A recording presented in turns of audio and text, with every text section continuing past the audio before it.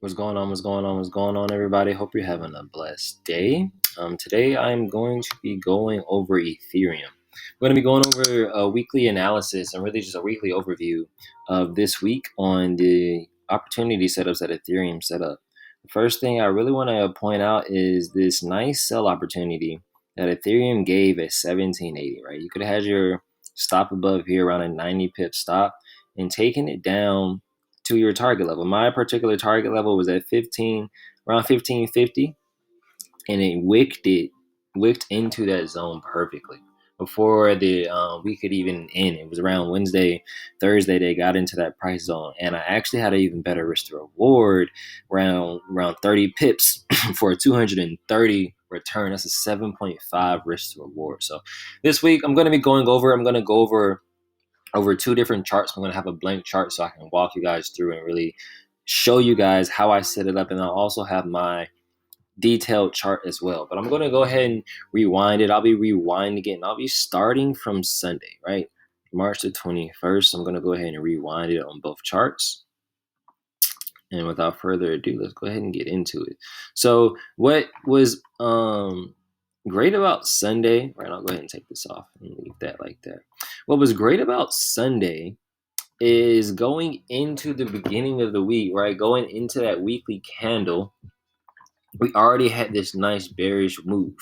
And what was cool about this nice bearish move is that the week is already printing bearish, right?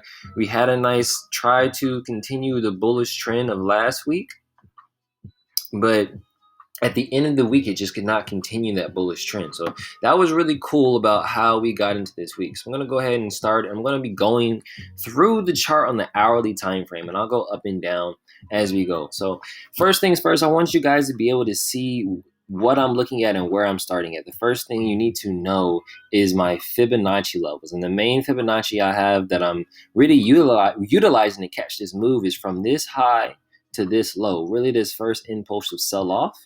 And if you drag it out, I was looking to enter in right at the 1780 level, and I was taking my first target to this first extension level. My targets are always my extension levels, right around 1690, first target.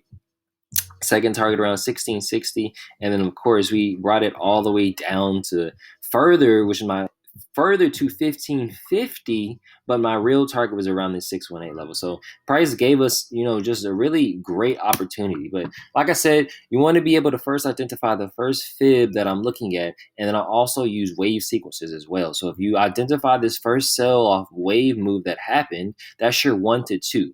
Right? You want to identify your first 1 to 2 wave secrets, and then get a third to your third wave sequence is your pullback. And I always like to enter in on my 3 to 4 wave sequence. So I was first entering in here, but price came back and stopped me out when it pulled back. But I'll be going into that as we go on. So that's what the first thing you really need to be having a basis and understanding of going into this week. So that's exactly where we are, right? We are in this yellow wave sequence. Pay attention to the yellow wave sequence, the third to fourth. And I was looking to enter in. Now, when I enter in, I use my higher time frames as an overview analysis of what's going on. But I like to go down to the 1 hour and 15 minutes to really specifically enter, right? So if you were able to identify the moving averages, right? I like to see closures beneath my moving average. This impulsive move right here was a nice bearish impulse, gave you a little bit pullback with this candle right here, specifically around the 71 fib was where I was really looking to enter into the market. But we're not going to get into that because that was before Sunday. So I'm really just going to start from Sunday, right? So after we get the bottom of our fourth wave sequence, we begin to have the pullback. And we had a pullback based off of the supply, right? Stay with me, family. I may be moving around a lot, but just pay attention.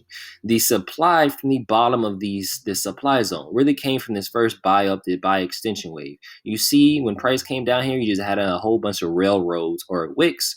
Buyers getting in, sellers getting in, buyers getting in, sellers getting in. And then this last buy up, this was a nice buy. I actually caught this buy. This is nice potential move up, but you had it rejected back down as the sellers got back in. So now we can finally get in, right? Pay attention to this blue box, right? This blue box is really what's showing you where the buyers are at the most. Okay, so as we continue, right, starting at Sunday, right, we're around 12 noon. Eastern Standard Time, and we have another smaller wave sequence that's pulling back up. So we had this nice bearish sale that ended into last week, going into Sunday, starting the new week, and prices pulling back. It looks like, if I were to hide everything, it looks like we're about to continue back on this bullish trend, right? We are still in the uptrend. The moving averages are still showing we are in bullish structure, but this candle right here, this is where the week gets really interesting, family. Pay attention to this specific bearish candle, because this bearish candle is what completely changed my buy perspective into a sell perspective going further into the week. So why is that? Because I like to enter in on the crosses and the closures above the 50 moving average if we're in the buy, and below if we're in the sell. The orange EMA is my 200 moving averages, is really just my floor or ceiling depending where we are. So like I said, if this was I was looking to enter in, I would immediately have got out of the trade when I see this big bearish candle. And this big bearish candle was caused by the beginning of our third to fourth wave sequence on the smaller move, right? And I like to always say I like to enter in on the third or fourth wave sequence. So if I didn't enter in on this bigger third or fourth wave sequence, I would have had an opportunity to enter in right here on this third or fourth wave sequence. And I like to get in on the lower time frames. Remember, I just analyzed what I just said on the full hour, and we are walking through on the 1 hour, which is where we saw this candle, but I want to enter in on the lower time frame. It's 23:45. I appreciate it. Give me that confirmation to continue really to get in. So if I can get an open to close like this candle right here on the lower time frame, that's exactly what I'm looking for. This is what I need to get in to enter into a trade for the sell. So I could possibly have entered in, right? If I'm not entering in off my fib level specifically, which is what I like to do, I have the confirmation to continue to ride the sell down. Now, my targets, like I said, I always like to go for the 236 extension level, but I have to work my way there, right? First, I see this big giant supply that price has to break, and then we also have different fib levels as well. So as price makes its way down, I like to secure partials and at least be realistic with my target. So my first target at least is this 618 off the bigger overall fib. So just have that in mind as we continue to work our way through the chart, right? So nonetheless, let's continue. I'm going to go back actually up to the hourly time frame. We're going to move from there, okay? So, right, nice big bearish, right? Bearish move. But watch that. Look, we didn't even get to that next extension. Why? We have price still being supplied, right? You see these buyers right here is being extended right back here. Now price is all of a sudden buying back up when it looked like it was getting ready to sell. So even though price is now back above where I entered into the market on the lower time frame, I'm still staying in the trade. I confirm my confirmation, so that means I'm staying true to my trade, and I do not get out unless I am stopped out, right? And if you were to see if my stop loss was above the high, which it is right here, you would have not been stopped out of the trade. Now, price did get very close, but you did not get stopped out of the trade. But let's just say, you might have gotten stopped out. If you get stopped out, you continue to work that same zone until price tells you otherwise. Now, what's also particularly interesting right here, right? If price would have begun to close back above our moving averages, I would have been, okay, I can really continue to look for buys, but look what we have. As soon as we get right back above that 50 moving average again, look, rejection. So that's when I'm really going to go to the lower time frames and look to find me an entry below my 50 moving average. And this counter right here, if it would have had some actual volume inside of that counter, I probably would have entered in. But as you can see, this next candle is the one.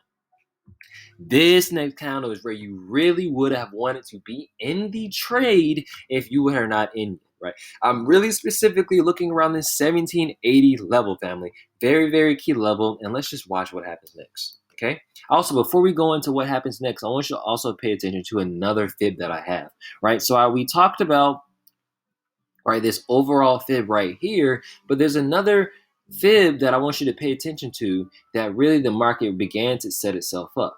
And that is this sell right here. So I have another red fib on my other chart, which is just from this high, right? From this high to this low, really identifying that move right there. So that's what you begin to see on my other chart with the red fib. And if you see, price came back down and immediately just got into all of these targets. Big, amazing drop, family. Really just beautiful price action. I'm even going to go down to the 15-minute time frame so you can just see how strong right? The bears just took over. Okay, you gave you that one last pullback. If you didn't get in, gave you 3 touches on this fib. Those that you know about that famous 3 touch collapse. Here's that red fib. The 236 is the last opportunity I can get into the market. If I'm not in the market, but above my 236 zone, I'm not getting in. It's too late. It's too late. And look at this Fibonacci confluence. This smaller fib right here that I have from this last impulse is lining up with my bigger fib. Beautiful Fibonacci confluence. Like I said, I'm going to continue on the 15-minute time frame and watch what happens when price gets into this nice buy supply zone. Right? You're having buyers react. They're reacting, but oh my gosh, they had no chance. Completely obliterated the price that was able to, the price was the price that happened. I'm actually going to go to Bitcoin because I want you to see the reaction that Bitcoin gave at this same similar supply, right? The first time it dropped down, it really held this level, and then how it just completely dropped down right there. That's the same thing that Ethereum did. Right? That's the same thing that Ethereum did in that same similar zone. So I'm going to rewind. I don't want to get ahead of myself, but just obliterated, right? Came, smashed my first target, second target, third, and even fourth target. Now look what happens when we get down to this negative 618. This is actually the lowest point in the market, I believe, that the market makes. Actually, no, it goes a little bit lower, but you see how price reached exactly off of this 618? It did that particularly off of a bigger fib. That bigger fib is this bigger sale of the year that happened in the beginning of March, right? This 50%, I'm actually going to change colors so no one gets confused, but I really want you to see exactly where my eyes are looking, right? When price got down to that level, right, immediately supply. Buyers are still here, right? Look at that. Wick. Buyers are still here. So price is reacting, right? Price is trying to hold, right? The buyers are not going to give up without a fight, but the sellers are, as you can see, really have a lot more momentum. And then as soon as we get this 50 moving average touch, right? As soon as price averaged itself back out, watch what happens. Pay attention. Pay attention. Pay attention. Looks like buyers are really getting in. Buyers are in control. Ooh, did you see it? Did you see it, family? It even gave you a perfect, I'm on a 15-minute time frame. Right here is an hourly gap where you could have been able to get in for another entry, family. If you know what you're looking for and you know how to read the story, price is always going to be able to tell you something beautiful, right? And if you really know how to read the markets, you can even see the wave sequences present themselves, family. There's always a story being told. It's always being a story. Look at that supply. Heavy important key zone. But unfortunately for the buyers, right, that last pull up,